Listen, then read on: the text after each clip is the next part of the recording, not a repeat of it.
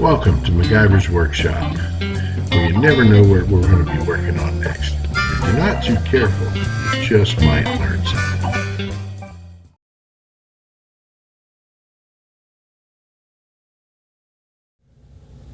Hi there, and welcome to MacGyver's Workshop, where you never know what we're going to be working on next, and if you're not too careful, you just might learn something. So now, we're working on, this is going to be part 2 of our transmission rebuild. It's a Turbo350C, which has the lockup torque converter, but other than that, it's the same as a Turbo350. And it's out of a 1982 Chevy. I think this is a Silverado. The badges are missing off of it. But, you know, it's a half-ton pickup, two-wheel drive, nothing fancy. That tranny was burnt slam up. And what we're going to do here today is what's called a root cause analysis.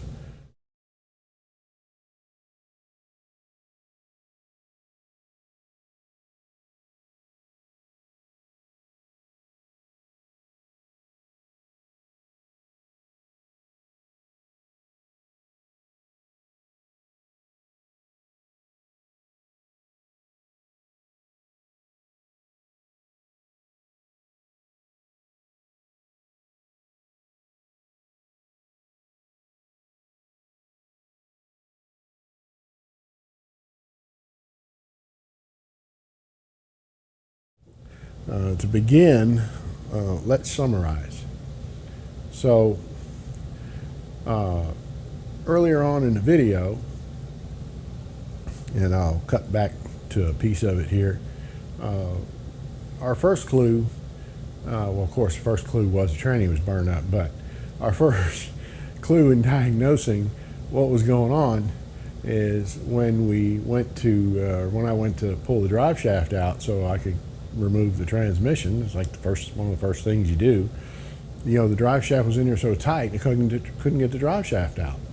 And I initially, you know, kind of hypothesized that the drive shaft was too long. You know, maybe they put the wrong drive shaft in or something, but I don't believe that's the case, and I'll show you why here in a minute. But it's actually pretty interesting what we found. So, of course, when we went through the transmission, we found, you know, all kind of burn up, all the clutches burned up. You know, we had damaged hard parts. From the output shaft of the transmission, this is where your drive shaft yoke goes, shoving everything forward so hard that it ruined this rear planetary. This is the new one. I had to turn the old one in for a core. And this is the sun gear that, the shell that planetary rides in. And when I would spin it, it was noisy. You know, it was sounding kind of growly. And, well, that's from that planetary gear set running with the clearances way too tight. And all the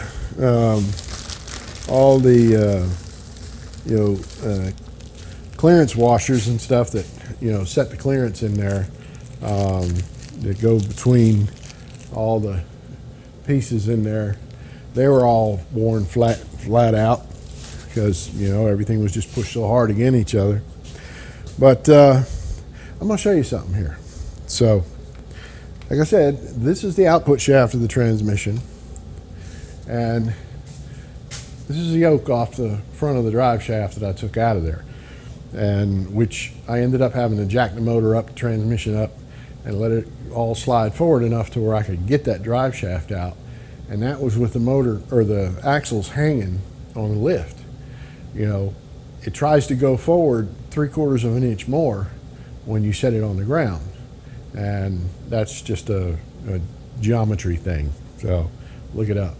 But anyway, that's why the transmission has a slip yoke, so it can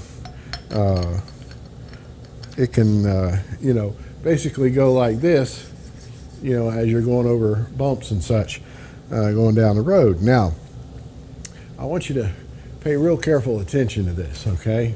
And I just went and kicked the tripod. Sorry about that. Okay. Now I've pushed this yoke as far onto this output shaft as I can get it. Now you see where it stops here?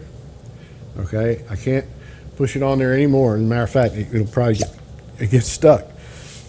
And now,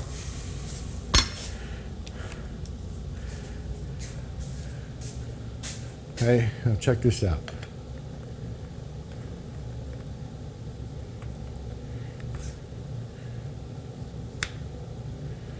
See how far in that goes? All right. So, of course, that output shaft is junk now.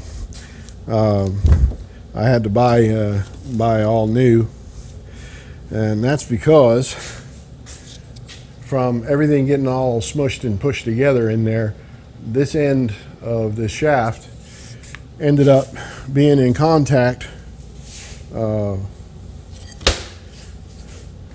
with the input shaft, you know, and they kind of sit like this in the transmission, and they just ground against each other to the point where, I mean, it literally mushroomed this out, the end of this out, to where I couldn't get there's a planetary gear set that sits on there, and then it's held on with a snap ring, and you should be able to kind of see the groove there. And this was mushroomed out to the point where you couldn't even see the snap ring. That's how bad it was mushroomed out. And if you watched the first video, you saw I had to get the planetary out with a slide hammer, and it wasn't pretty. But so that's where, you know, a lot of the hard parts is what they call them in the transmission we needed to get. And normally, 99% of the time, you never need to buy hard parts. Now, you may want to get bushings and things like that, you know, so everything rides nice and true and tight and all that, but never physical components of the transmission. That's just unheard of, you know, unless you just really blow it up good. And the other thing we noticed is unrelated, but the second gear accumulator spring was broken. Now, that's not uncommon. I've seen that quite a few times. Just the metallurgy of the spring, but we got another one. So we got a new one of that. Of course, you saw our new yoke and our new American-made Spicer U-joints.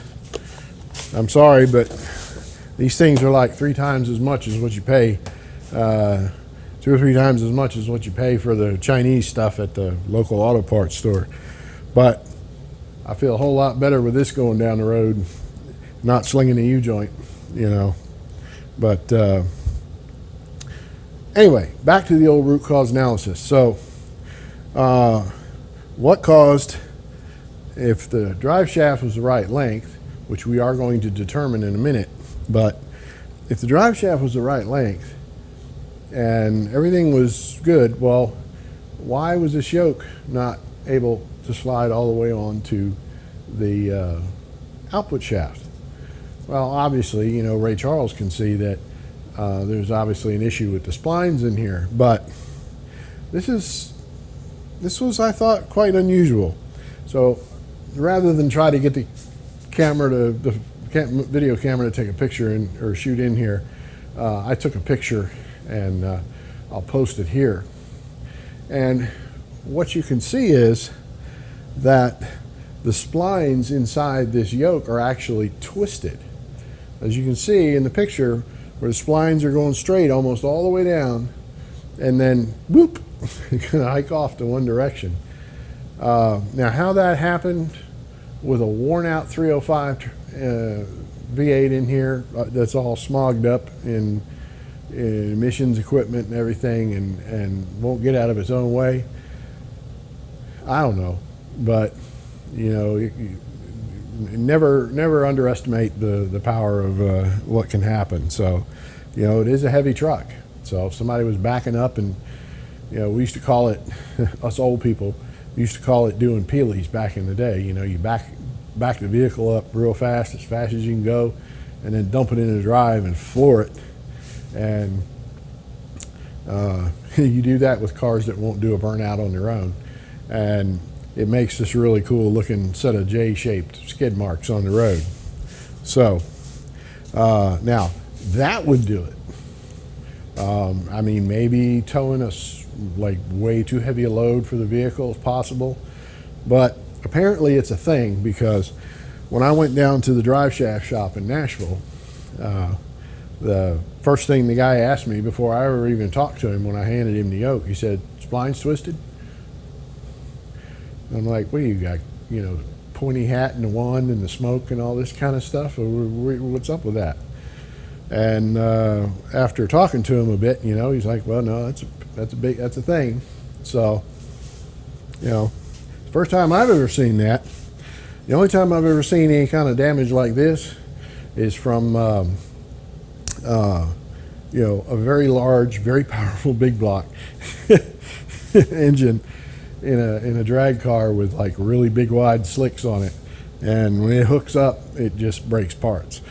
So anyway, so you can tell there by that, with me putting that new yoke on there, pretty clearly says, you know, that's what caused our damage and everything inside the transmission. Now, you know, it had to be that way for quite some time, because the kids had the truck for, I don't know, 4 or 6 months, maybe longer.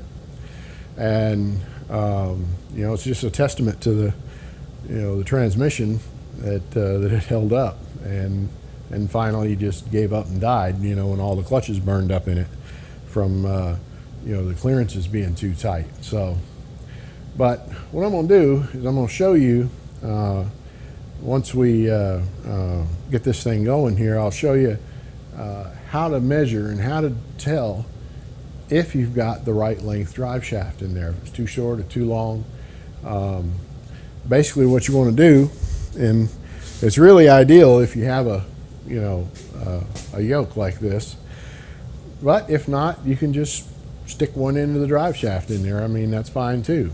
And you shove it in all the way till it bottoms out, and then you measure from the center of your front U-joint, okay, to the center of where the back U-joint would go in the rear end, and then you subtract 3/4 of an inch.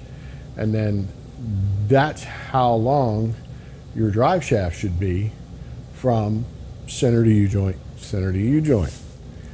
So what we'll do is when we get our transmission all built back up and put back in the truck, we'll go ahead and take that measurement and see you know, what we've got as to how long a drive shaft we need for that vehicle by using that formula.